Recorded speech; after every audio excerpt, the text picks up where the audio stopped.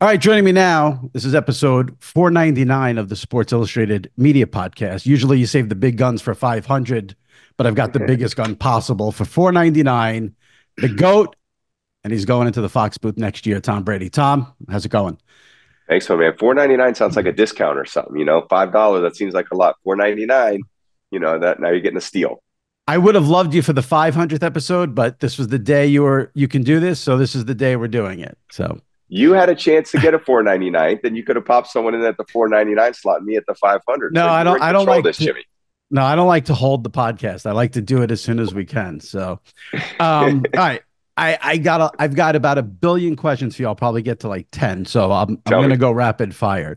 And we know we've got to talk about Hertz because you starred in some new Hertz commercials, but this is the Awesome. Sports Illustrated Media Podcast, and there is no bigger media story in this year than you joining the Fox booth.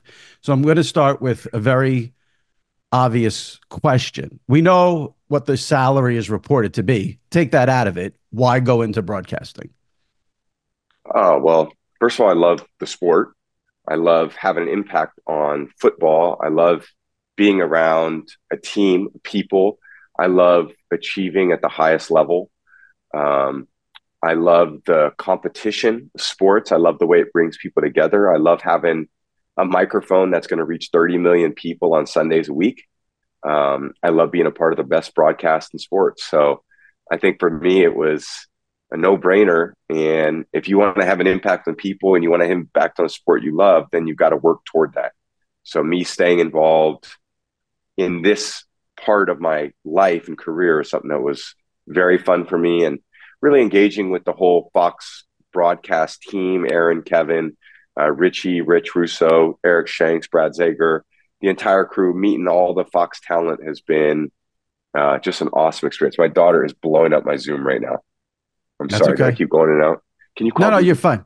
You're fine. Don't worry Sorry. about it. It's all All good. right. Don't worry. I love that even Tom Brady has Zoom issues. Now it makes Zoom you feel issue. like one of us. My Um, do not disturb is not working over here. I it don't know what's never going works on on. my phone either, believe me. Um, how do you think? I mean, you had an interesting approach because you took a year off. How do you think Yeah. that's going to help you for this season? I mean, for me, it was the only way to do it. I realized that to come off a playing season and then to jump right into that, it's a whole nother discipline to learn. And I really wanted to take some time to watch, listen, learn, talk to people, people who I really see as the greatest at what they've done. And everyone really opened their arms to embrace me, and phone calls. And there's still more that I'm going to make before the start of the season. And I'm just very grateful for all the people that kind of shared a lot of incredible nuggets, ways to succeed, that I'll be able to involve myself in as I go forward.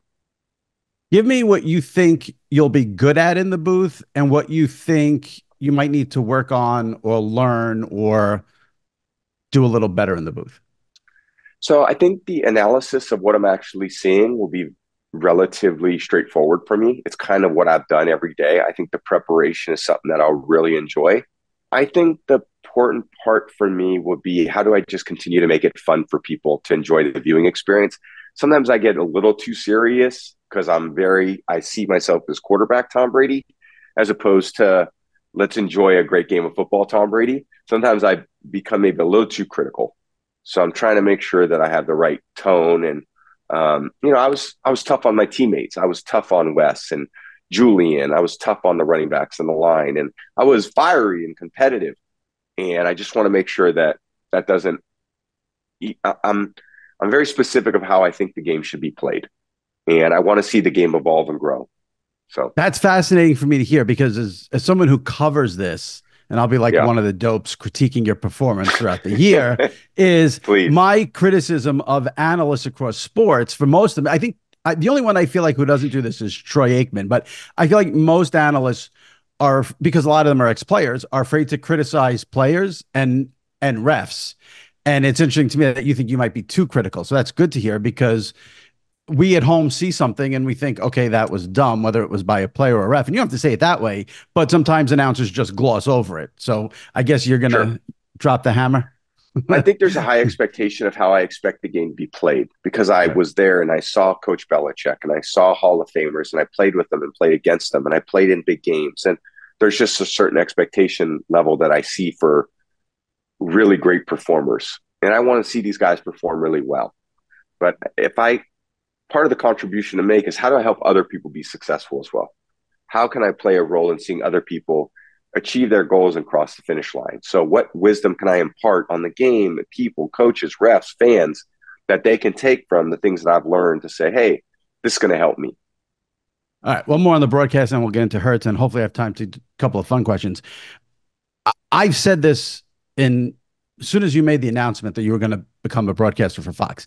I've said from day one, I think you're going to be tremendous because you're going to tell us stuff we've never heard before because you see the game in a way that no one else sees it. So no pressure, but I think you're going to be great. I do Thank you. think, though, that I don't know what percentage you want to put on it, but there's going to be a certain amount of people that even if you are objectively great, no matter how good you are, they're going to hate you because you've beat their team's brains in for 20 years, whether it's a Yeah. Jet fan, a Dolphin fan. So I'm just curious if you already have a plan for how you will handle feedback, criticism, response. I mean, I tell announcers all the time, don't go on Twitter, but people tell you stuff, even if you're not on Twitter. People are like, oh, did you see what this one said? So I'm just curious how you're going to go into it in terms of getting feedback and response from the public. So I think that's a great part. And I think in a way, the 28 years of college and pro sports helped me develop a lot of thick skin. This is different than a scoreboard. As we know, there's no scoreboard in this. There's a lot of people that I talk to that say, I love Tony Romo and I can't stand so and so. And then I can't stand Chris Collinsworth. And so it says, I love Chris Collinsworth and I can't stand Troy, and I love Troy Aikman. And it's like, guys, Yeah. everyone has their own preference for what they like, and you're never going to please everybody. I think for all of us in this role, it's really about am I satisfying the person that I'm looking in the mirror? Did I prepare hard? Did I put my best forward? Did I do this with the right intention? Did I give my best to the team that I work for? And did I go out there and give my best to the audience? And if I did that, I'm good. Like, you may not like it. I understand. It's okay. But, I'm just giving you what my commentating, my analysis. So it's really in the end, like kind of like I played quarterback, was about satisfying me. If I could have had a bad outcome, but if I thought the process was good, all right, let me just work on the process to get the outcome I want. Right. If the outcome was great, it was what did I do right that enabled me to be prepared and be successful in the moment. All right. So you're starring in it. You've been with Hertz forever, it seems like. Yeah. There's a new spot you're in where you play a game show host. Yeah. You like So it? I do. I do. I like seeing your acting. I think you were phenomenal. Everyone gives a lot of credit to like Travis Kelce and the recent and Peyton who've done Saturday Night Live. Your Saturday Night Live was so long ago, but you were great on it, which, like I said, I know Yeah. I It need you was on for 20 a longer years. time. Yeah, so we can get that. Tell me this. You play a game show host. If you could be on any game show ever as a contestant, Yeah. past or present, what would it be? Oh man, good question. Probably Family Feud. Probably my favorite one. Quick answers, quick responses, fun, good energy. One of the great ones. But yeah, Are, that Hertz ad was phenomenal. are We you had a old great time. enough? Are you old enough to remember the Richard Dawson version, or do you only know the Steve Yeah, Harvey version? Okay, absolutely. Oh yeah, please. It was all that Richard was Dawson. that was wild. Kissing all the contestants, that would never fly today, that's for sure. Um, with the Hertz spots, like I said, you're great in those spots. We've seen you do so much acting over the years, Yeah. movies and everything. How much do you like acting? And would that ever like? Do you only try to pick like little roles? Would you ever like do like a feature film or something like that?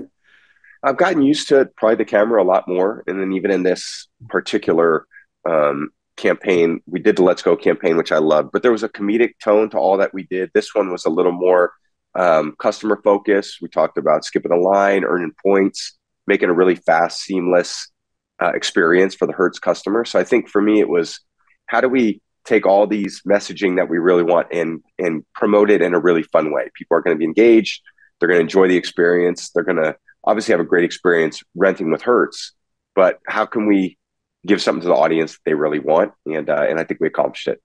Great. One last question I got to ask because Charles Barkley was on this podcast 2 weeks ago, and I asked if you had reached out to him for any broadcasting advice, and he said that instead of that, he told me a story that he told you at a golf tournament that he liked your watch, and then you gave him the watch. Is that something you do regularly? And do you know that that was a Seinfeld and Curb Your Enthusiasm plot? No, I didn't know any of that. Okay, I love Charles. He's been a great friend and supporter. So I don't know, man. If I could do nice things for people, then I try to do it. got it. Well, I appreciate you doing this. I know you're busy and you have the thing tonight, so enjoy that. And like I said, hopefully I can get you on for we can go in depth here. And I good luck in the booth. Thanks, Jimmy. Good All luck, right. man. Thank you. Appreciate it. Take it easy. Thanks, bud. Thanks, Tom.